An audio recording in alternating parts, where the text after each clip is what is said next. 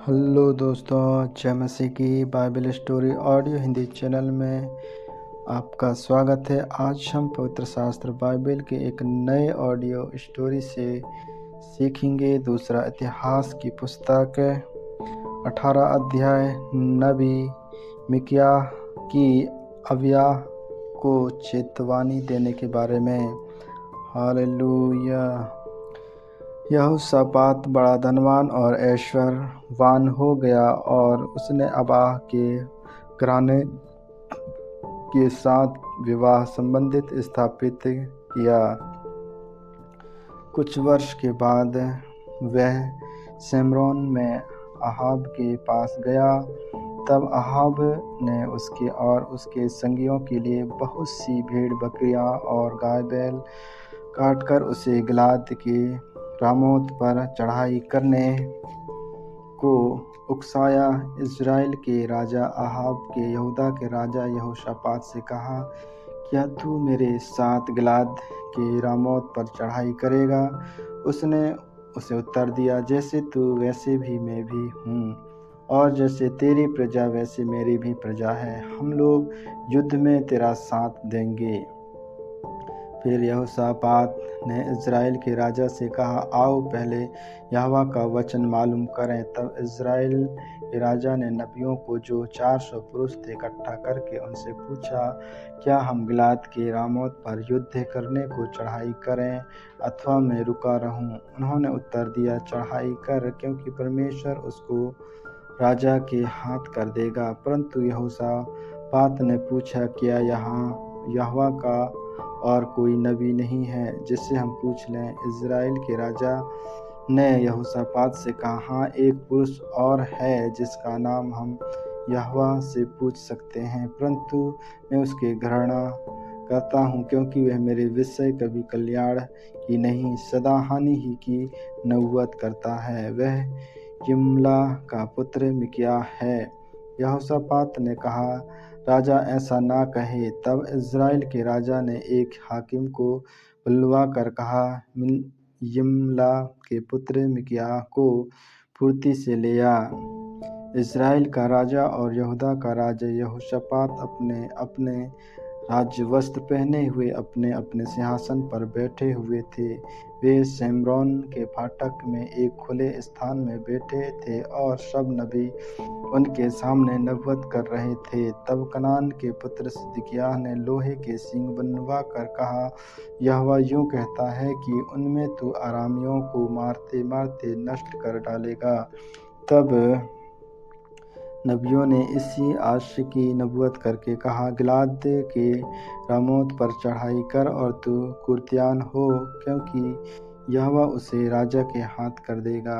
जो दूत मिकिया को बुलवाने गया था, उसने उससे कहा, सुन, नबी लोग एक ही मुँह से राजा के विषय शुभ वचन कहते हैं, इसलिए तेरी बात उसकी सी हो, तू भी शुभ वचन कहना। मिकिया ने कहा, यहोवा के जीवन की शपथ, जो कुछ मेरा परमेश्वर कहे वही मैं भी कहूँगा। जब वह राजा के पास आया, तब राजा ने उससे पूछा, हे मिकिया, क्या हम गिलाद के रामोत पर युद्ध करने को चढ़ाई करें अथवा मैं रुका रहूं? उसने कहा, हाँ, तुम लोग चढ़ाई करो और कर्त्यान हो, और वे तुम्हारे हाथ में कर दिए जाएंगे।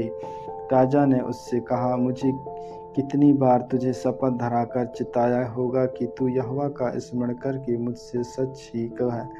मिकिया ने कहा, मुझे सारा इज़राइल बिना चरवाहे की भेड़ बकरियों के समान पहाड़ों पर तितर बितर दिखाई पड़ा, और यहोवा का वचन आया कि वे तो अनाथ हैं, इसलिए हर एक अपने अपने घर कुशल क्षेम से लौट जाए। तब इज़राइल के राजा ने यहोशापात से कहा, क्या मैंने तुझसे ना कहा था कि वह मेरे विषय कल्याण की नहीं हानि की नबूवत करेगा? मिकिया ने कहा, इस कारण तुम लोग यहोवा का यह वचन सुनो, मुझे सिंहासन पर विराजमान यहोवा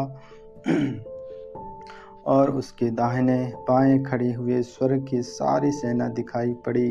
तब यहोवा ने पूछा, इज़राइल के राजा अहाब को कौन ऐसा बहकाएगा कि वह गिलाद के रामोत, कौन ऐसा बहकाएगा कि वह गिलाद को रामोत पर चढ़ाई करे। तब किसी ने कुछ और किसी ने कुछ कहा।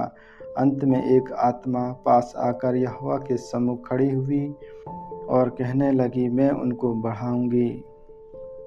यहोवा ने पूछा, किस उपाय से? उसने कहा, मैं आकर उसके सब नबियों में बैठ के उनसे झूठ बुलवाऊंगी। यहोवा ने कहा, तेरा उसको बहकाना सफल होगा, जाकर ऐसा ही कर। इसलिए सुन, अब यहोवा ने तेरे इन नबियों के मुंह में एक झूठ बोलने वाली आत्मा बैठाई है और यहोवा ने तेरे विषय हानि की बात कही है। तब कनान के पुत्र सिदकिय्याह के निकट जा मिकियाह के गाल पर थप्पड़ मारकर पूछा, यहोवा का आत्मा मुझे छोड़कर तुझ से बातें करने को किधर गया? उसने कहा, जिस दिन तू छिपने के लिए कोठरी से कोठरी में भागेगा तब जान लेगा। इस पर इज़राइल के राजा ने कहा, मिकियाह को नगर के हाकिम आमोन और राजकुमार योआश के पास लौटाकर उनसे कहो, राजा यूँ कहता है कि इसको बंदीगृह में डालो और जब तक मैं कुशल से ना आऊँ तब तक इसे दुख की रोटी और पानी दिया करो। तब मिकियाह ने कहा, यदि तू कभी कुशल से लौटे तो जान कि यहोवा ने मेरे द्वारा नहीं कहा। फिर उसने कहा, हे लोगों, तुम सब के सब सुन लो। हालेलुया। अबिय्याह की मृत्यु। तब इज़राइल के राजा और यहूदा के राजा यहोशापात दोनों ने गिलाद को रामोत पर चढ़ाई की। इज़राइल के राजा ने यहोशापात से कहा, मैं तो भेष बदल कर युद्ध में जाऊंगा, परंतु तू अपने ही वस्त्र पहने रह। इज़राइल के राजा ने भेष बदला और वे दोनों युद्ध में गए। आराम के राजा ने अपने रथों के प्रधानों को आज्ञा दी थी, ना तो छोटे से लड़ो और न बड़े से, केवल इज़राइल के राजा से लड़ो। इसलिए जब रथों के प्रधानों ने यहोशापात को देखा तब कहा, इज़राइल का राजा वही है, और वे उसी से लड़ने को मुड़े। इस पर यहोशापात चिल्ला उठा। तब यहोवा ने उसकी सहायता की। परमेश्वर ने उसको उसके पास से फिर जाने को प्रेरित किया। यह देखकर कि वह इज़राइल का राजा नहीं है, रथों के प्रधान उसका पीछा छोड़ के लौट गए। तब किसी ने यूं ही एक तीर चलाया और वह इज़राइल के राजा के जिल्लम और निचले वस्त्र के बीच छिदकर लगा। तब उसने अपने सारथी से कहा, मैं घायल हो गया हूँ, इसलिए लगाम फेर के मुझे सेना में से बाहर ले चल। और उस दिन युद्ध बढ़ता गया और इज़राइल का राजा अपने रथ में अरामियों के सम्मुख सांझ तक खड़ा रहा, परंतु सूर्य अस्त होते होते वह मर गया। आमीन आमीन। परमेश्वर इन वचनों के द्वारा आप सबों को आशीष दे। आगे के और भी ऑडियो स्टोरी सुनने के लिए Bible story audio Hindi channel को